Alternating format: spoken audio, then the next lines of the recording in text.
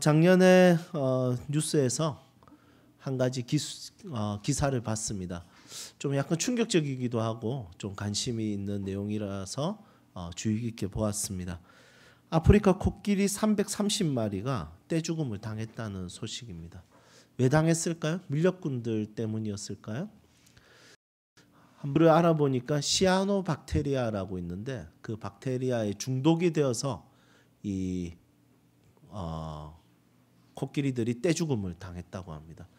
여러분 박테리아 크기가 어느 정도 되죠? 네, 그렇게 크지 않을 건데 코끼리는 엄청 크잖아요. 네. 근데 그 박테리아 작은 것 하나 때문에 그 강해 보이고 육지에서 제일 큰 포유류인 코끼리가 몰살되었다는 사실이 굉장히 충격적이었습니다. 인류는 신이 될 것이라는 유발 하라리 호모 데우스라는 말을 워딩을 사용해서 인류에 대한 희망을 이야기했습니다. 어떻습니까? 인류는 희망적입니까? 인류는 희망적이라고 보기에는 지금 상황을 보니까 희망적이지 않는 것 같습니다. 그 책을 읽는 사람들이 대부분 희망을 가지고 이거 가능성이 있겠다. 진짜 인류가 신의 역할을 대신할 수 있고 신이 필요 없는 시대가 오겠다. 이런 생각을 했을 것입니다. 하지만 코로나19 바이러스 때문에 전 인류가 지금 두려워하고 있습니다. 어제 제가 한번 자료를 찾아보니까 코로나19로 인해서 지금까지 사망한 숫자가 239만 6,053명. 다시 239만 6,053명. 거의 뭐 한 도시의 사람이 그냥 다 죽었다고 보면 됩니다. 어마어마한 숫자죠. 여전히 하루에 약 3,000명의 사람들이 사망하고 있답니다. 과학과 의학과 지성이 발달되고 실제로 이것 때문에 사람들의 삶의 영역은 굉장히 편리해졌습니다. 하지만 인간이 아무것도 아니라는 것을 느낍니다. 70억의 인구가 그 작은 바이러스 하나 때문에 덜덜 떨고 두려워하고 밖에 외출도 못하고 부모도 이번에 설에는 부모를 만나기도 어려운 그런 서로를 고발하고 이런 안타까운 현장의 모습들을 보게 됩니다. 여러분 과연 인류에게 희망이 있을까요? 소망이 있을까요? 오늘 이 베드로전서가 기록된 시기는 약 AD 60년경입니다. 한 58년에서 64년경으로 보는데 이 시기는 네로 황제가 다스릴 때였죠. 이 시기에 로마는 어마어마했습니다. 대단했습니다. 이 지중해 부근을 제국으로 다 점령해서 제국으로 만들었는데 군사력, 법, 문화, 행정구조, 시설, 건축 굉장히 탁월했습니다. 로마는 절대로 무너지지 않을 것 같았습니다. 그리고 로마가 이 나라 저 나라를 지켜주고 보호해 줄 것 같았습니다. 그것을 우리는 그 당시에 팍스 로마나 로마로 인해서 이루어진 평화라고 사용했습니다. 물론 로마는 쉽게 무너지진 않았습니다. 굉장히 오래 갔습니다. 거의 1000년 동안 이 제국을 유지했습니다. 하지만 결국 무너졌죠. 로마도 영원하지 않았습니다. 역사적으로 영원한 제국은 없다는 것을 보여주고 있습니다. 요한계시록에 보면 로마를 로마라고 하지 않고 다른 나라를 빌려서 그것을 사용합니다. 그 나라도 원래 대단한 나라였는데 한순간에 무너졌습니다. 그 나라는 뭐냐면 구약 성경에 나오는 바벨론입니다. 우리 역사적으로도 메소포타미아 보면 하부 지역에 바벨론 지역이 있었습니다. 그 바벨론은 건축술이 어마어마했습니다. 그리고 관계수로를 우리나라는 몇십 년 전만 해도 관계수로가 없어서 천수답지기 하늘이 비를 줘야지 농경을 할 수 있는 지역들이 많이 있었습니다. 그런데 이 바벨론은 관계수로가 이미 몇천 년 전부터 만들어져서 마음껏 농경 생활을 할 수 있었습니다. 그런 건축술과 군사력과 그리고 문화적으로 굉장히 탁월했습니다. 이런 바벨론이 한순간에 어느 나라를 통해서 멸망됐을까요? 네, 빨리 대답하세요. 네, 우리 수요일마다 배웠는데 바벨론이 어느 나라를 통해서? 페르시아. 바사, 메대와 페르시아의 연합군을 통해서 BC 이건 너무 어려우니까 예, 그냥 한순간에 무너졌습니다. 그 바벨론이라는 이름을 사용하면서 요한계시록에서 로마를 표현합니다. 왜냐하면 로마라고 말하면 이 그리스도인들을 잡아서 로마들이 그리스도인들을 처형시키고 사형을 시켰기 때문에 이 비유를 통해서 이 로마를 표현한 것이죠. 그런데 로마를 표현할 때 그냥 바벨론이라고 표현하지 않고 앞에 붙이는 것이 있었습니다. 그게 뭐냐면 큰 성 바벨론. 굉장히 큰 성 바벨론. 어마어마하고 대단한 바벨론. 이렇게 표현했습니다. 하지만 무너졌습니다. 이 땅에는 영원한 것이 하나도 없다는 것을 보여줍니다. 구약에는 바벨론, 신약에는 로마. 이 두 제국은 대단하고 위대하고 영원할 것이라고 했지만 인류는 그때도 유토피아를 꿈꾸고 지금도 유토피아를 꿈꾸지만 말 그대로 없다. 토피아, 환상의 세계는 없다라는 거예요. 완전한 나라는 없다는 것을 보여줍니다. 이 땅에 있는 것들은 다 풀과 같고 꽃과 같습니다. 오늘 말씀해 보니까 풀은 결국 마릅니다. 꽃은 떨어집니다. 그래서 이 땅에 있는 모든 것들이 아무리 대단하고 아무리 위대해 보여도 결국에는 다 마르고 다 떨어지게 되어 있다는 것입니다. 우리의 인생도 마찬가지입니다. 아무리 우리 인생이 대단해도 결국에는 풀과 꽃과 같은 존재라는 것입니다. 오늘 본문에서 이렇게 말씀하십니다. 24절 우리 함께 읽어볼까요? 24절 함께 읽겠습니다. 그러므로 모든 육체는 풀과 같고 그 모든 영광은 풀의 꽃과 같으니 풀은 마르고 꽃은 떨어지되. 여러분 오늘 이 말씀해 보니까 인생의 육체는 풀과 같다고 합니다. 여러분 우리의 육체가 신뢰할 만합니까? 여기 지금 대부분 젊은 대부분 젊은 청년들이 대부분이라서 자기 육체가 좀 충분히 이렇게 신뢰할 만할 겁니다. 아직까지 피부도 탱탱하고 주름도 별로 없고 그리고 뭐 엘리베이터 안 타고 계단을 뛰어 올라가도 숨 차죠.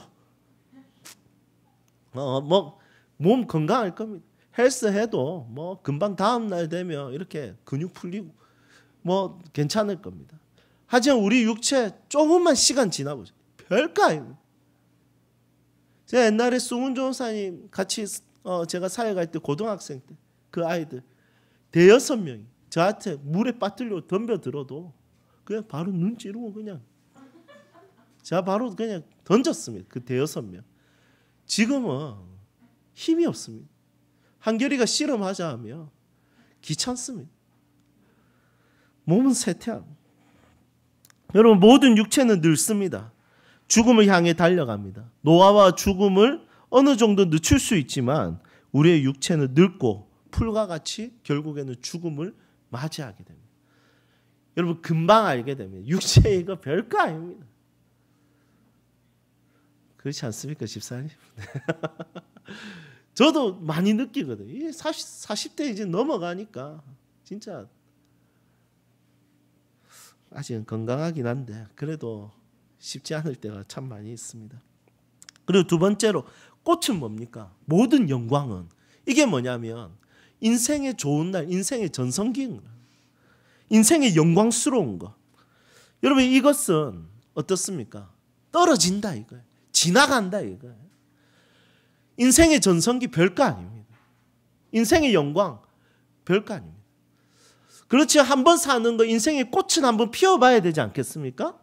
조금 인생에 있어서 좀 도전하고 꿈꾸고 그림 그려가지고 자기 인생에 꼭 이루고 싶은 거 한번 도전해서 꽃을 한번 피워봐야지 인생에 진짜 재미를 좀 볼 수 있습니다. 어떻습니까? 여러분들 지금 인생에 꽃을 피우기 위해서 조금 준비하고 있습니까?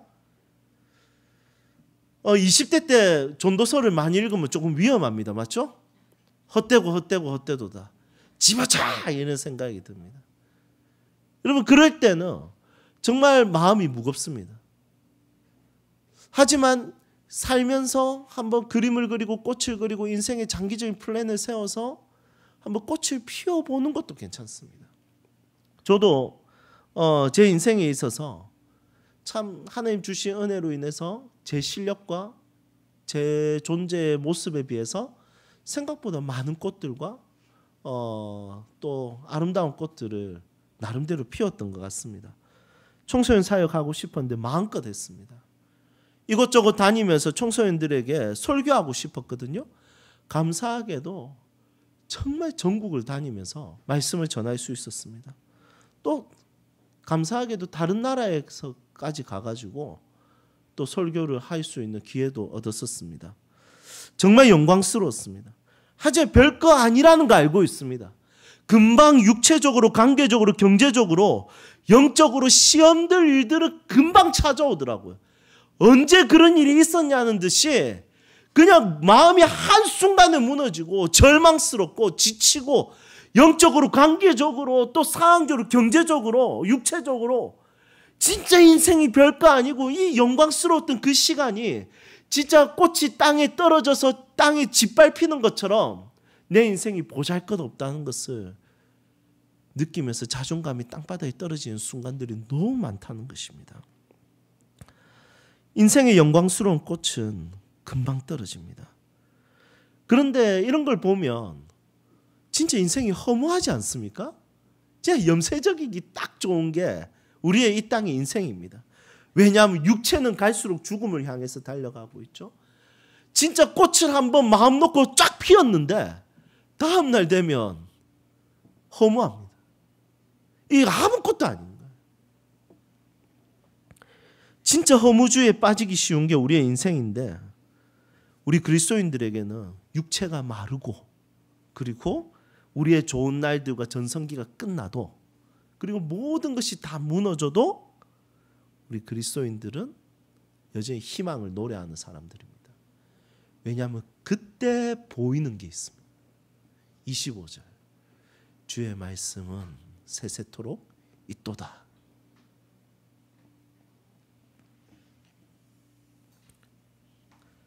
풀과 같은 육체가 말라가고 꽃과 같은 나의 인생의 전성기와 영광스러운 시간이 땅에 떨어지고 진짜 금방 우리를 시험들게 하는 수많은 어려움들이 찾아오고 무너뜨린다 할지라도 우리 그리스도인들은 절대로 허무주의에 영원히 빠지지 않습니다. 염세주의에 영원히 빠지지 않습니다.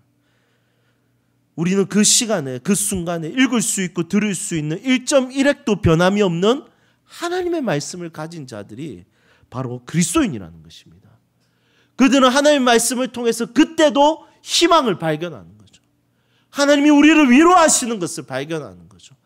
여전히 우리를 향한 그분의 소명과 부르심을 따라서 우리가 살 수 있는 걸음을 옮길 수 있게 되는 것입니다.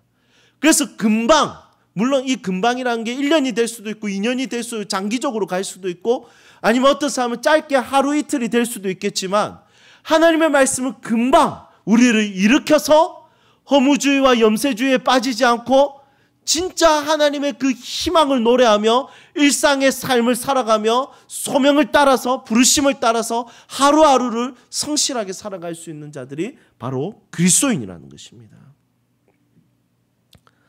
제가 금요일 설 당일에 세계 선교사 새벽 기도에서 말씀을 나누었습니다. 너무 영광스러웠습니다.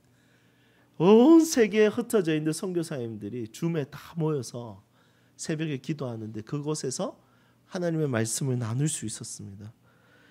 설을 열방을 섬기시는 선교사님들과 열방과 함께 보낼 수 있어서 얼마나 영광스러운지 모릅니다. 그리고 1시간 동안 이렇게 말씀을 나누고 그 뒷시간에 이제 교제하면서 기도 제목을 나누는데 너무 속상한 기도 제목이 하나가 있었습니다. 캄보디아 선교사님 한 분의 기도 제목이었는데 그 딸이 이제 댕기열 혹시 아십니까?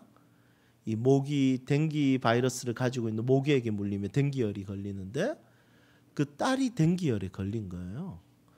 그러면 댕기열은 보통 일주일 정도 지나면 그게 대부분 낫습니다. 물론 진짜 지옥을 오고 가는 구토와 이 뒤로 내뱉는 것과 막 이런 것들로 진짜 고생하다가 겨우 낫는다고 하더라고요. 그런데 이 딸이 하필이면 뇌를 손상당한 거예요. dengu열로 인해서. 그래서 뇌가 작동을 안 하고 의식을 잃고 그리고 침대에서 누워서 지내는 겁니다.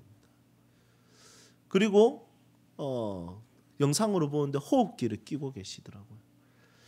이 선교사님이 자신의 딸을 영상으로 찍으면서 여전히 어려움 중에 있지만 말씀을 붙들고 기도를 요청합니다.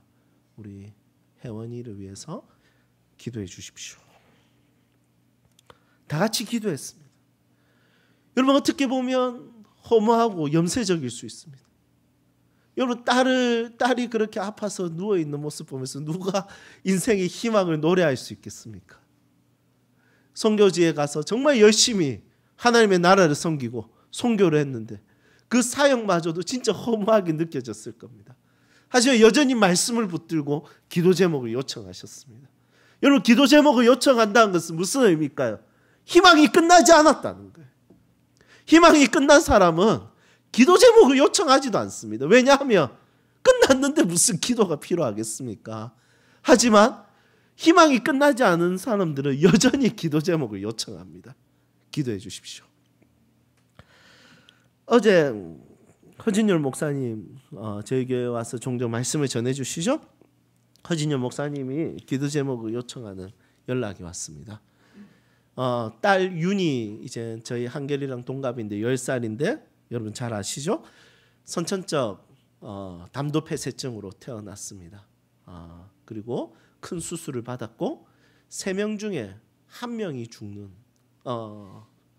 3명 중에 1명이 살 수 있는 약 30%의 가능성이 있는 수술을 받았는데 우리 윤희가 잘 수술을 마쳤습니다. 물론 지금 간이 너무 안 좋아서 결국에 간 이식을 나중에 해야 됩니다. 그걸 늦추기 위해서 애를 많이 썼지만 4급으로 지금 4기로 간 경화가 굉장히 심해지고 있습니다. 그런데 작년에 이제 병원에 갔을 때 합병증이 왔습니다. 그게 뭐냐면 몸 안에 있는 비장이 커지는 거. 비장이 커져서 이 배 쪽이 볼록 튀어나오고. 그런데 문제는 뭐냐면 이 아이들이니까 막 뛰어놀고 장난치고 이런 거 많이 하잖아요. 이 비장이 충격이 가서 비장이 터지게 되면 윤희는 갑자기 수술하기가 너무 어려워집니다. 그래서 작년에 수술을 할까 하다가 상황적으로 경제적으로 또 심리적으로 윤희도 너무 준비가 안 돼 있고 막 또 수술해야 돼 너무 힘들 못하고 조금 미루다가 도저히 안 돼서 이제 내일 올라가서 화요일날 수술을 받기로 했습니다. 여러분 허진영 목사님 아시죠? 키 186에 몸 100kg 넘고 어제 연락 왔는데 두렵답니다. 그리고 사모님도 두렵고 윤희도 많이 두려워하고 있답니다. 수술이니까.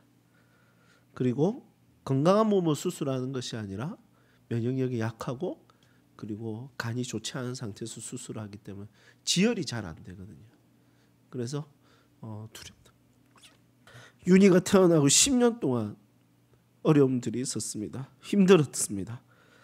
하루도 잠을 제대로 잔 적이 없습니다. 그 가정은. 윤희가 새벽이 되면 면역력이 떨어져서 계속 끓거든요. 근데 그 끓는 게 이제 피부에 안 좋으니까 때리는데 간지러운 부분을. 제가 밤에 한번 놀러 갔을 때 진짜 딱 11시 되면 방에서 타타타타타 소리. 자기가 그렇게 새벽 3시까지 가려움을 못 참고 때리고 간 끓고 한다고 합니다. 그럼 피가 나고 그렇게 10년을 지나왔지만 여전히 희망의 노래를 부르고 있습니다. 함께 하시나 하나님을 영원히 세세토록 변하지 않나. 푸른 마르고 꽃은 시드나 그때도 여전히 들려지는 음성, 여전히 희망을 말하게 하는 하나님의 말씀이 주어지기 때문이죠. 여러분 하나님의 말씀이 없으면 이 땅에서는 허무함과 염세주의와 그리고 비참함과 비관함에 빠질 수밖에 없는 게 우리의 인생인 것 같습니다. 하지만 하나님의 말씀은 그때도 우리 귀에 들리고 그때도 읽을 수 있고 그때도 우리의 마음에 하나님께서 성경을 통해서 말씀하십니다. 그리고 우리를 여전히 희망을 품고 일상에 성실하게 하시며 인생에 하나님의 뜻을 위해서 그분의 부르심을 따라서 살게 합니다. 여러분, 올 한 해 허무함과 염세주의에 빠지기 쉬운 이 땅을 살면서 하나님의 말씀을 통해서 여전히 희망을 노래하는 일상을 살 수 있는 믿음의 세움 식구들이 되기를 주님의 이름으로 축복합니다. 이제 말씀을 정리하겠습니다. 비를 맞은 나비와 나방은 날 수 있을까요? 날 수 있답니다. 왜냐하면 날개에 밀랍 같은 그런 방수 장치가 있답니다. 그래서 빗방울이 딱 떨어지면 그 빗방울이 날개에 부딪히면 깨지면서 흩어진답니다. 그래서 나비와 나방은 비를 맞아도 날 수 있답니다. 여러분, 그리스도인의 이 땅에서 허무함이라는 것에, 이 땅에 사는 모든 인생은 허무함이라는 것에 희망의 날개가 젖어져서 날지 못할 것 같습니다. 하지만 하나님 말씀은 그런 상황 가운데서도 허무함이라는 빗방울을 다 부셔서 깨뜨리고 잠시 빗방울의 무게 때문에 비틀거린다 할지라도 날 수 있습니다. 여전히 희망을 말할 수 있습니다. 그게 바로 그리스도인의 삶입니다. 각자의 환경 속에서, 상황 속에서 하나님 붙들고 말씀 붙들고 희망을 노래하는 그런 의미 있는 매일을 보낼 수 있기를 주님의 이름으로 축복합니다. 찬양할까요?